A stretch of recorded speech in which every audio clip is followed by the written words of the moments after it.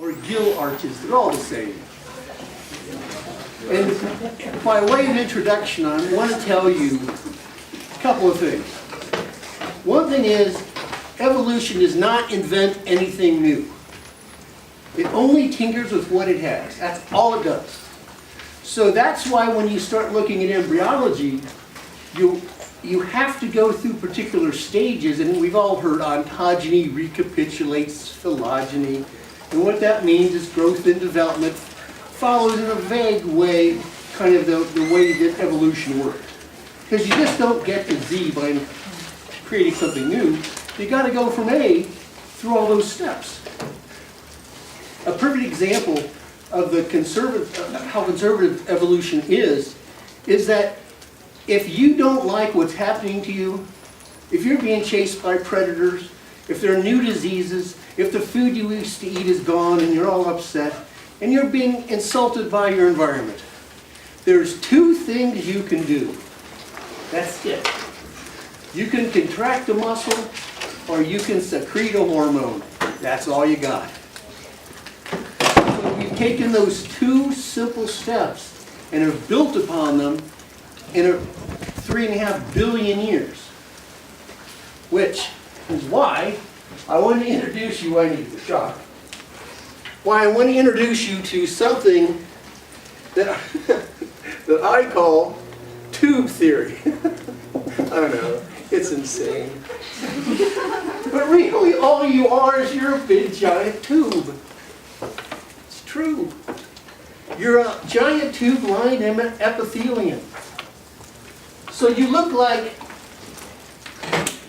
oh God, you look like that. And you have to take energy from your environment, and this is important because you guys are looking at the face and the teeth. Where do you get your energy from your environment? Teeth. That's really your first way to get it. So you put energy in here, and energy comes out here. Fortunately, we're bilaterally symmetrical, and that's the way the tube works. If you're radially symmetrical, like a starfish or a sea urchin, well, the food goes in one hole, and what's left goes out the same hole. We're lucky. We didn't do that. So there's our tube. Now, actually we're several tubes within tubes, but here's what happens. First, you want to put fins on the tube or legs on the tube. So it can chase other tubes around, or it can run and get away from tubes. Then you put ears on the tube, so it can hear other tubes. Then you put a nose on the tube, so it can smell other tubes. Then you put teeth on the tube, so it can bite other tubes. Then you cover the tube in hair. You do all kinds of stuff to it, but it's still a tube. You give it a complex gut like a cow. You give it a 4-chambered heart like a mammal. You do all this stuff. Oh, and I forgot something important about tubes. You don't like those pesky flies hanging around this end. It's a problem. So you give the tube a tail to keep those flies away. Tails. Everybody's got them. You're great. You know, at first you wave them around and get the flies off of you. And then once you have a tail, you can start evolving, and you can make it into a tail you can hang from, like certain monkeys or opossums. You can have a tail that's covered in stripes that you wave around to contact other people in your group. You can have a tail like a dog, and you wag it when you're happy, and you tuck it underneath when you're not, so you can tell people how you're feeling. Tails are great. Why don't we have a tail? And notwithstanding what you read in in the supermarket line, we don't have a tail. Got butt cheeks. We have butt cheeks. Well, I have to admit, I've never heard that. They cover your flower.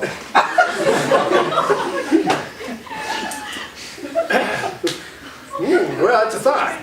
No. Cow does. Horse doesn't. Really? No, that's an interesting thought. But monkeys do. Monkeys have tails and monkeys have butt cheeks. They have those big ischial callosities that stick on the butt. Some of them kind of like big red ones on there. Oh, that's like a chimpanzee gets those big red swellings. Okay, so why don't we have a tail? Well, I'll tell you why. The reason is because we took the tube and we stood it upright.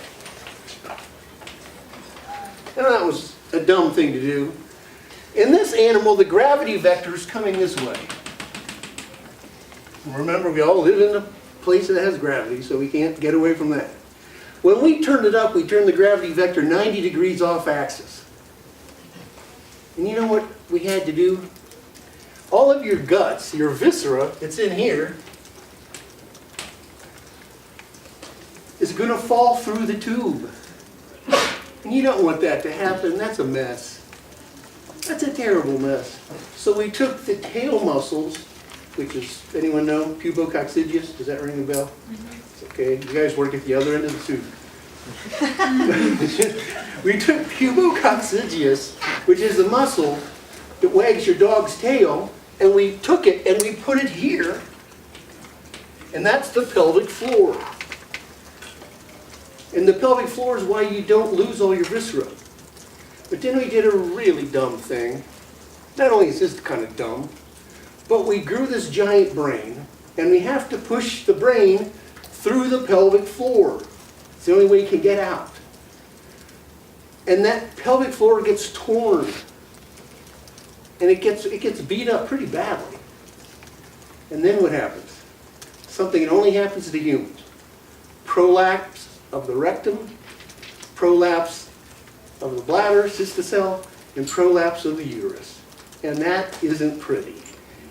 And that happens in people that have numerous births because they've torn the bottom of the tail wagging muscle. Now, before I move on, we're all adults here so we can talk.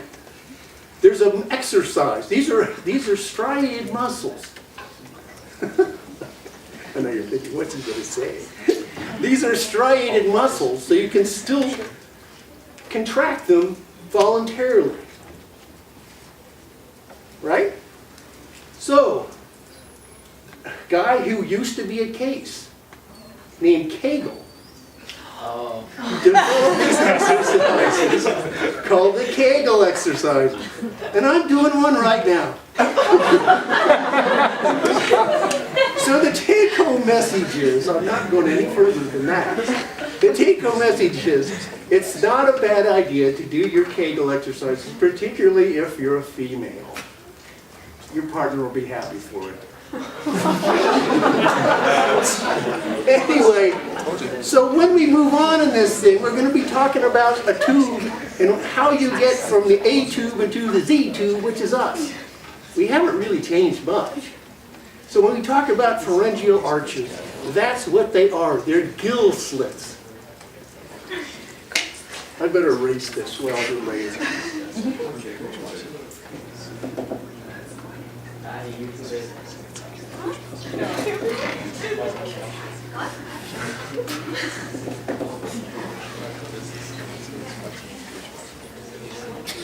I should hide this. This is so valuable.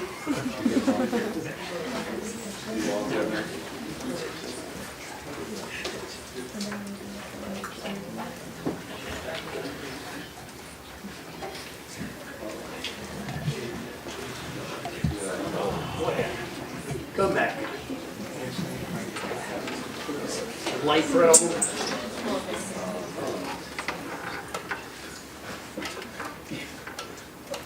I'm hopeless. Eat. Yeah, got it. How do you turn these off? It's a mystery. Okay. Well, this is obviously a human brain. What's that got to do with the tube? Well, it's just another way to get food for the tube. It's an incredibly expensive way to get it, but that's what it's for. Because when we talk about evolution, what's the currency of evolution? The currency is generally reproductive fitness. The one that has the most kids wins the game. Because it gets your genes out to the next generation and the next generation. And if you have a particular adaptation, it becomes more and more prevalent. The big brain is the world's greatest energy finder. And when I say that you can also look at evolution as a way to extract energy from your environment, the reason being that if you're going to have more kids, you're going to need more energy. And this thing requires, it's 2% of your body weight, and it's about 40% of your energy requirements. Enormously expensive. And this just, so we can follow through human evolution, seeing it getting bigger and bigger and bigger. Why it got so big, it's a very good question. And I don't have a good answer for it, nobody does. The last big question in human evolution, it just shows how it grows. We'll talk about that when we talk about brains. That shows the fetal head circumference in utero. So the thing is just taking off enormously fast. The reason that we have birth the way we have it in human infants are so nutritial. They're just helpless. They're incredibly helpless. Is because we have to get it out in that state, because if we let the brain get any bigger, we couldn't get it through the birth canal. And if we made the human birth canal any bigger, we already have problems with prolapse. Those are only going to be magnified. And we had to build in these fontanelles. And the fontanelles stay open for quite a while. Because you don't really hit. Here's an interesting thing. In mammals, when the first adult molar erupts, that means you've hit adult brain size. In a chimpanzee, that's about 3 years. In a human, it's about 6. So we've essentially quadrupled the size from birth. And you know all this stuff. And you better know this stuff. Everybody knows your cranial nerves, right? No. I hope so. That's an important one. And you know what? We've taken this brain, which is really squishy, and we've enclosed it inside of this really hard neurocranium. And if you get banged in the head,